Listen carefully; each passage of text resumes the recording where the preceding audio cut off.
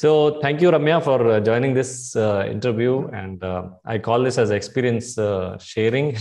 So this will help definitely my existing students or whoever is associated with Belesiri, and also for the people who are just getting into this business. So I know you have put your hard efforts and lots of expensive experiences. I just want to understand from you. I will go with some set of questions, and in between something additional I may ask you. So please introduce yourself. Where are you from, and how you got interested into this soilless farming as such? Okay. It was an unexpected journey, if you ask me. So I'm Ramya. My husband is Vivek, and we both are from Coimbatore. He is a Coimbatore-based businessman, and I am the community and social media manager with a US-based tech company. Okay. So life was going on steady when we both are from non-agri backgrounds, of course. But Vivek was the one who got interested in hydroponics as a branch of agriculture. And he generally has been a gardening enthusiast right from before.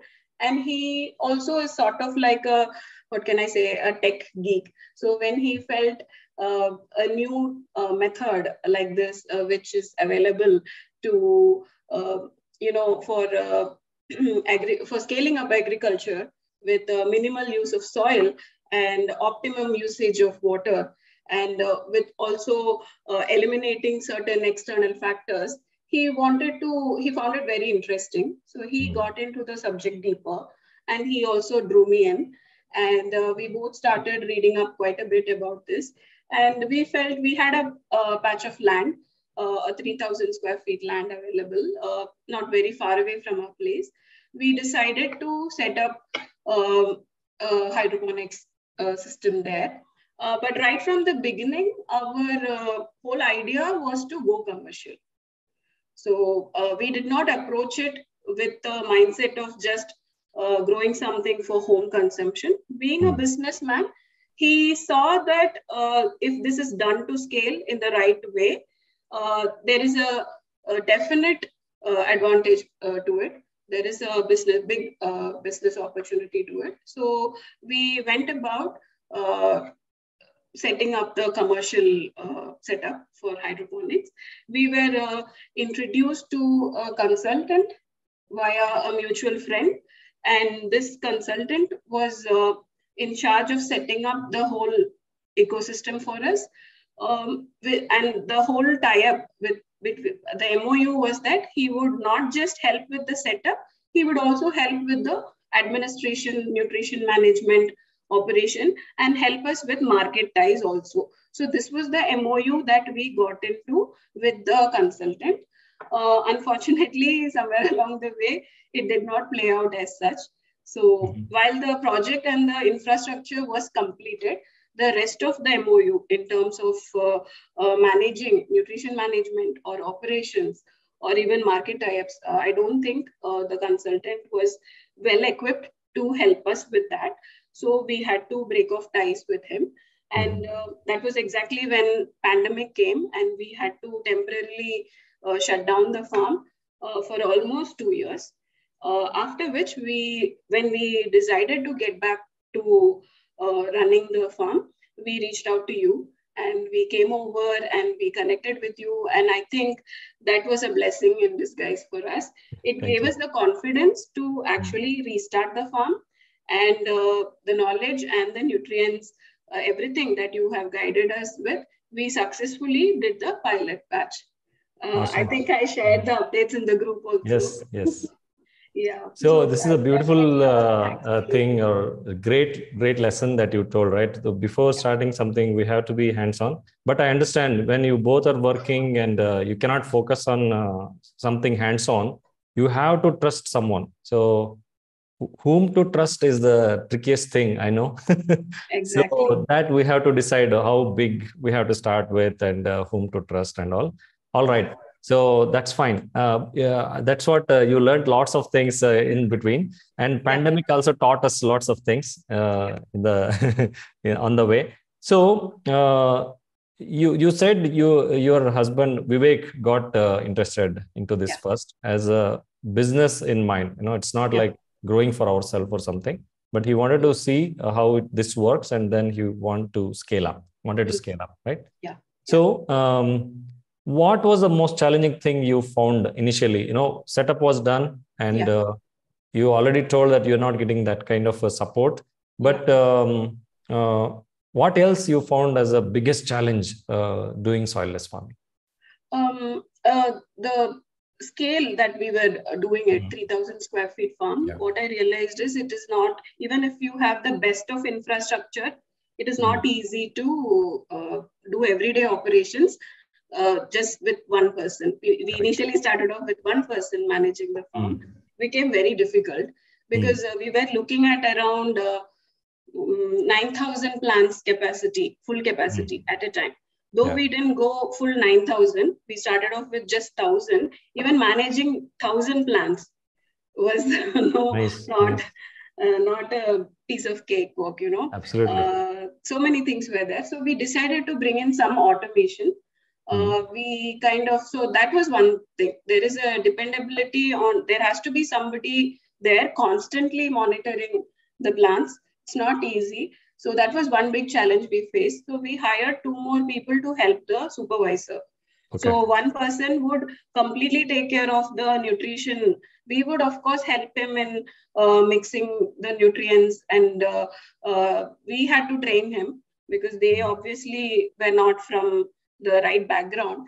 Right. So we trained them, and we used to maintain a log, and this person used to every day take care of the nutrition management part. The other 2 would overall take care of the rest of the hygiene factors in the farm. So like pest control, that had to be taken care of. Every day observing. I mean, when you have 1,000 plants, you have to walk around monitoring the roots. You have to look for any sort of pests on the leaves. So it was not easy. Temperature control.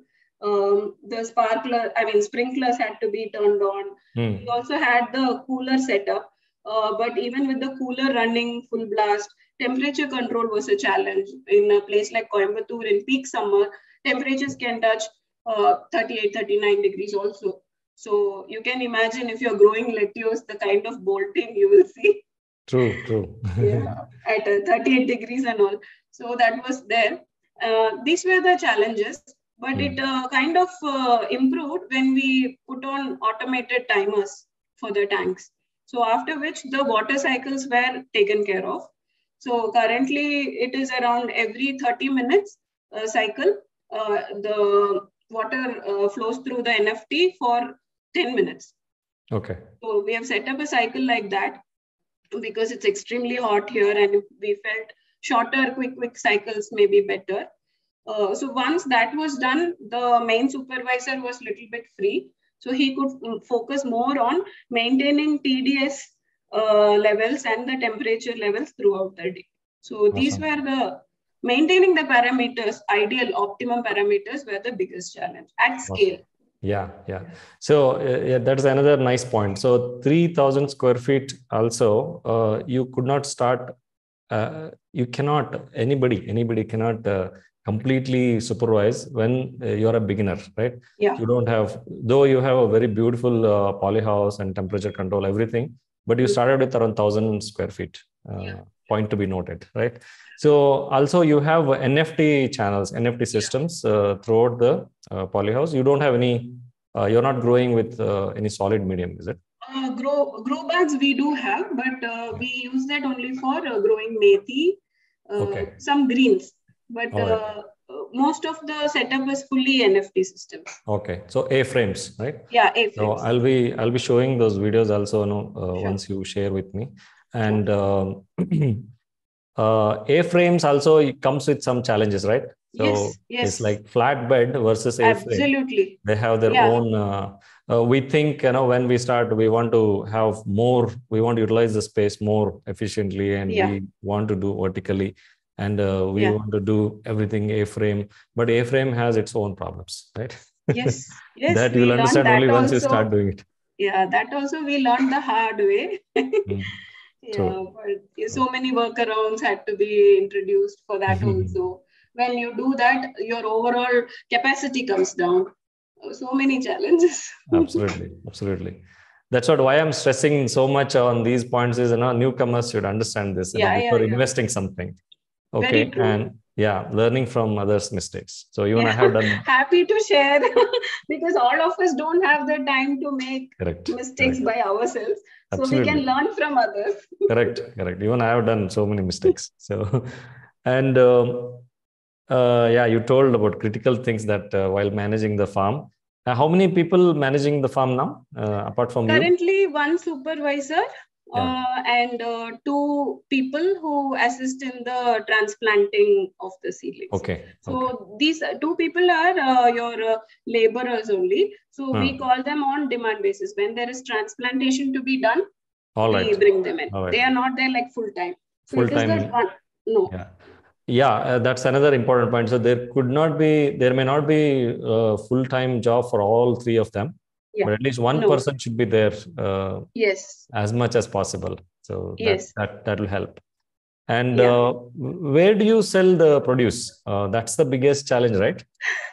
Yes. So the first pilot batch that we successfully grew, I had the marketing part, I was taking care basically. I had reached out to because we were focused on lettuce. I found that there are certain lettuce hubs in South India. One is Bangalore, of course. Then you have Chennai. Then you have Ooty. And you also have Cochin, Kerala. So I had reached out to a lot of traders, wholesale traders there, because I felt it was safer to go with them initially, because this was just like testing waters as to how qualitative your produce is. I didn't have much success with any of the zones, but two traders in Bangalore, wholesale traders, they were happy to take the produce from me. But again, logistics was an issue. But how we tested it out was we packaged it in cardboard boxes with a hole poked in it, and we sent it over that overnight bus. And the feedback was that the first batch came really fresh, and the client was very, very happy. But unfortunately, the second box, for some reason, it was collected from the delivery point in Bangalore, that bus stand, quite late. It was picked up mid-afternoon. It reached early morning, but they collected it mid-afternoon because some problem at their end. So the quality of the second batch, the feedback was that some of it had wilted. So when you are growing lettuce at commercial scale, logistics is something that you really need to factor in. Yeah, another challenge, right? Yeah, unless you're selling it locally. So locally, you don't have lots of customers? Locally, see, there are a few established players here. They cater to because Coimbatore, as you know, is not yet a metro like Bangalore, and we don't have the kind of clientele who would really appreciate exotic leafy greens and all that. So there is a market for sure, but I would say there are a couple of players who have already tapped into it. So getting through to them will take time. That is again something we didn't have on our hands because the produce was ready and it had to be pushed out. We didn't have much time, so we reached out to some traders here. But here the problem is they will take it at very, very low rates. You will not, even if you were to explain the difference between your regular grown lettuce and your hydroponic, they won't even understand. Yeah, they don't care. They don't care. Like, okay, this is what it is. Take it or leave it kind of attitude. But Bangalore is a place where they are still appreciative. They understand there is a difference. I wouldn't say that the traders we worked with were excellent. They gave us excellent prices. But for us at that point, what was more important is to focus on the growing.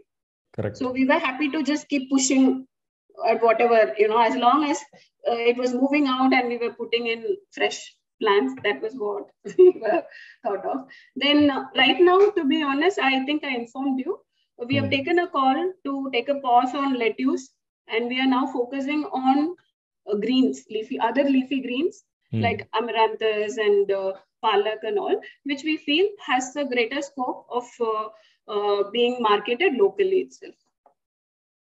Yeah, that's great points you're mentioning. So initially we had to, everyone will start with exotic, right? Like Lettuce. especially lettuce, which can easily grow in Grow. Yes. water Yes. or an hydroponic system. Yes. But we have to see if we can sell it. Even I had that problem locally. People don't know, or people do not want to eat lettuce, or they don't know how to How to make eat? anything out of it, right?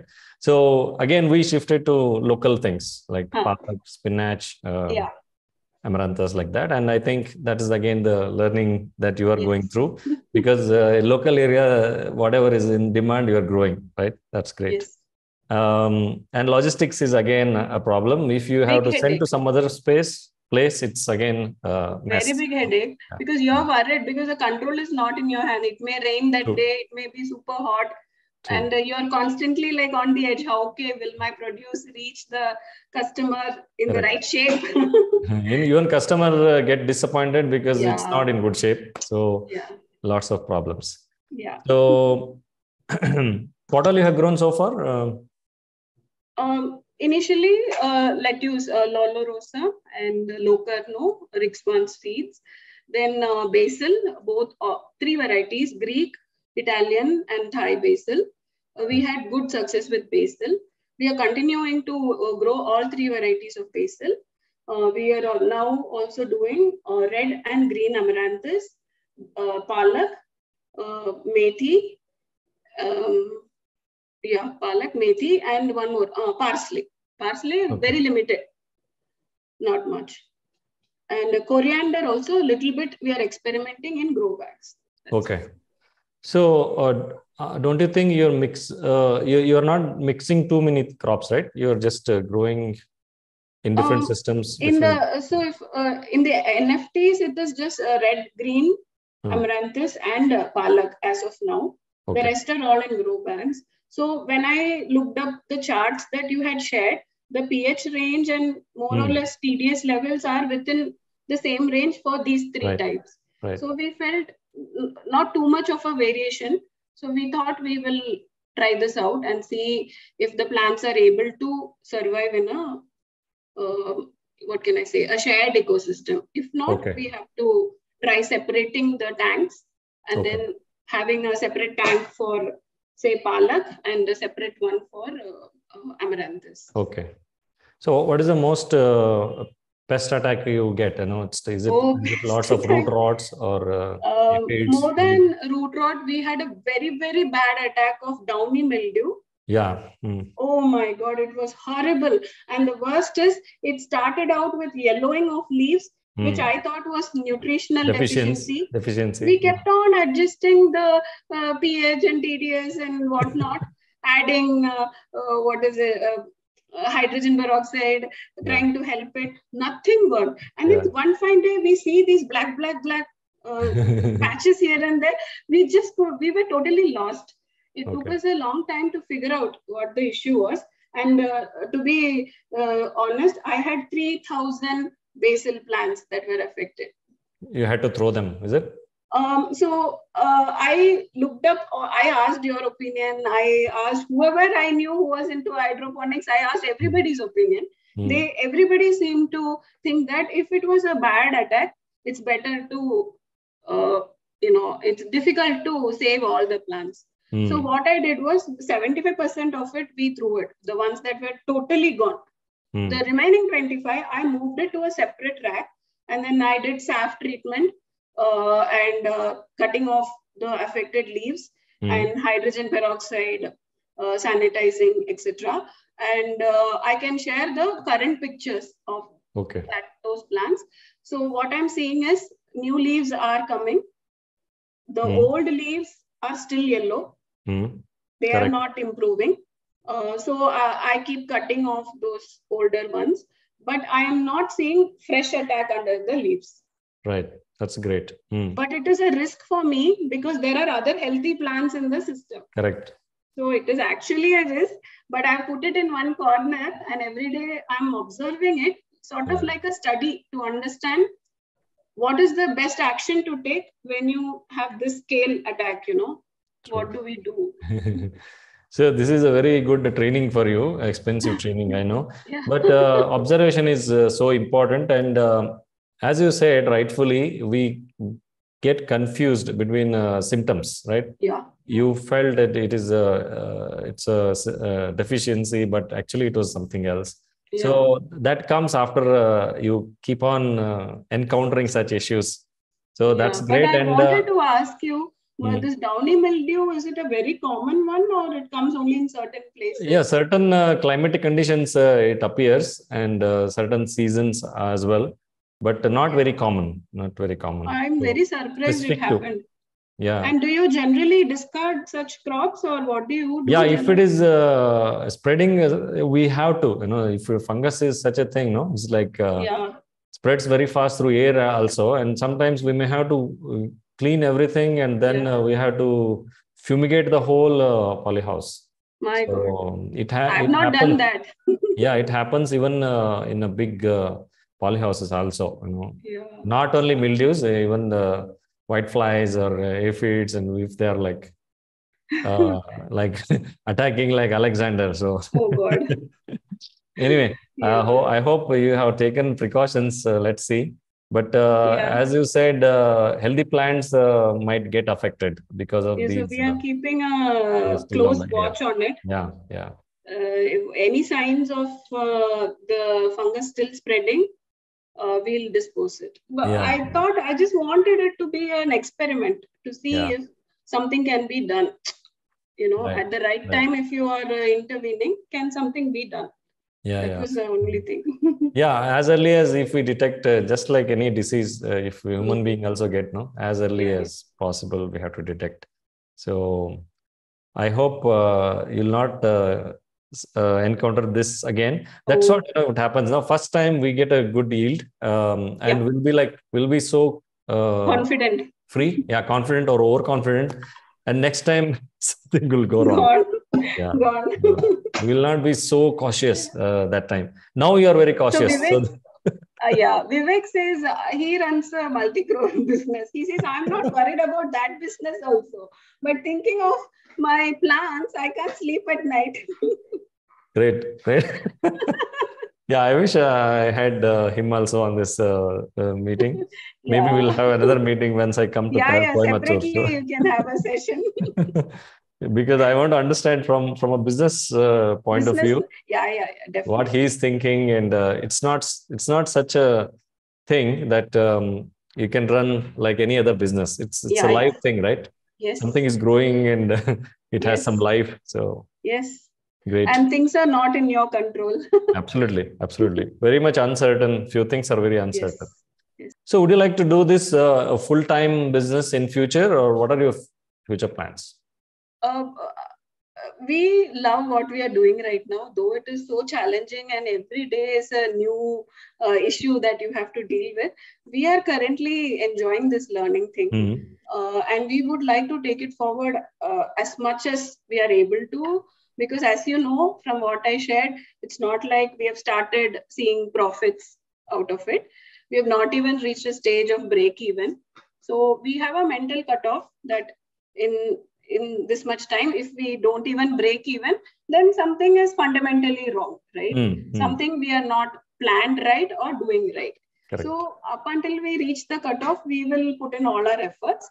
But if we are, thankfully, by God's grace and your support, if we are able to reach that cutoff well ahead of time, we would love to scale it up further, maybe invest in a bigger piece of land, get a bigger setup going, because we believe, only if you have good volumes can this be commercially very, very successful. 3,000 square feet is nothing. We should look at minimum 10,000 to 15,000 square feet to see the actual effect of a vertical farming system. So that is where we aspire to be. And if we are in a position to do that, I would be happy to give up my day job and, go on full time with this. But as of now, it can go this way or that way. That is the honest situation. Got it. So what do you advise to the newcomers? Because many people come with a business mind, right? Mostly people think, your case is different. Yeah, But mostly people will think, I want to leave my job, fed up with my job and I want to get started with this.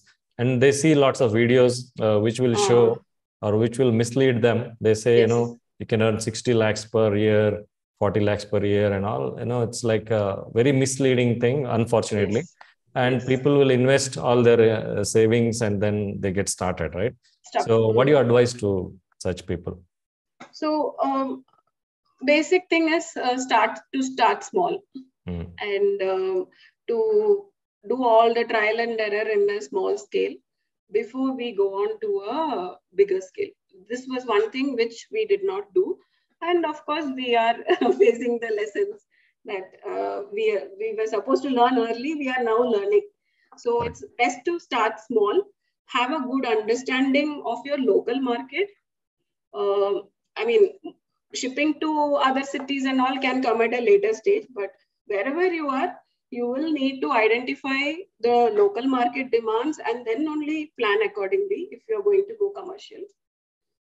That is the best piece of advice I can give. And second thing is, all theory and classes and everything aside, there comes situation in hydroponics where a little bit of presence of mind is required, out of the box thinking is required. Always going by the book can also cause issues. It may not solve the problem that you are having. So you have to be resourceful. You have to be prepared for disappointments, plenty of disappointments. Obviously, a little bit of good financial planning has to be in place. You will not see results immediately. Correct. So some sort of financial cushioning has to be planned out before you go commercial. That is the only advice. Beautiful plan. Points, definitely. Thank you. So very nice. The experience speaks, right? Yeah. Yes. Very good, very good. But this is not to discourage in any way. Absolutely. Because once you are in it, you will love it. I mean, every day is a new experience. I am totally addicted.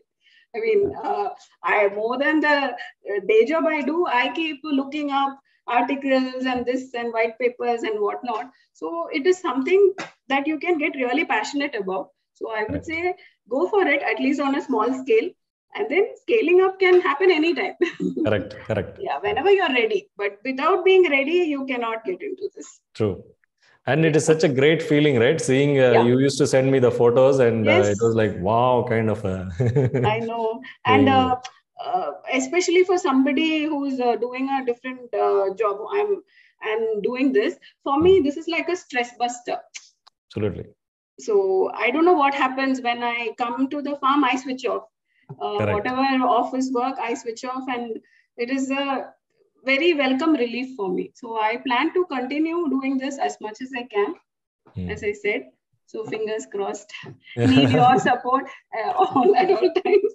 Nice. Since I know you are a writer as well, so you can write your experiences also one day. Yes, I'll write one big manual. What not to do. Like just my experiences with hydroponics or something like that. Yeah. No, what not to do. What not to do. Yeah, that's much needed. But people don't care about what not to do, right? Anyway, great thing. Do you think farming is a profitable thing? Based on almost third year running or second year? Second year. When you're talking about farming, you're referring to hydroponics. Yeah, let's say hydroponics. Yeah. It can be, Guru, can be, but it has to be done at scale. Yeah. It cannot be just me growing something on my terrace and expect a steady month-on-month return on that. That may be slightly challenging, but if you are in a position to have a decent square feet farm and then try vertical farming there, I think it's a... Yeah, so there is no straightforward answer for that, right? Is hydroponics profitable? Does not mean yes or no, right? It depends on many factors. So awesome. I wish you all the best from Belesiri community, and thank you so much for being here. Thank you so much. I enjoyed this conversation. I enjoyed this conversation too. I hope it was of some value to others in the community. Very much. Yes, thank you for all your support. I do hope you will sometime come to Coimbatore and visit us and the farm. I will. And look forward to a long association with you. Sure. Thank you. Thank you, everyone. Bye. Bye-bye.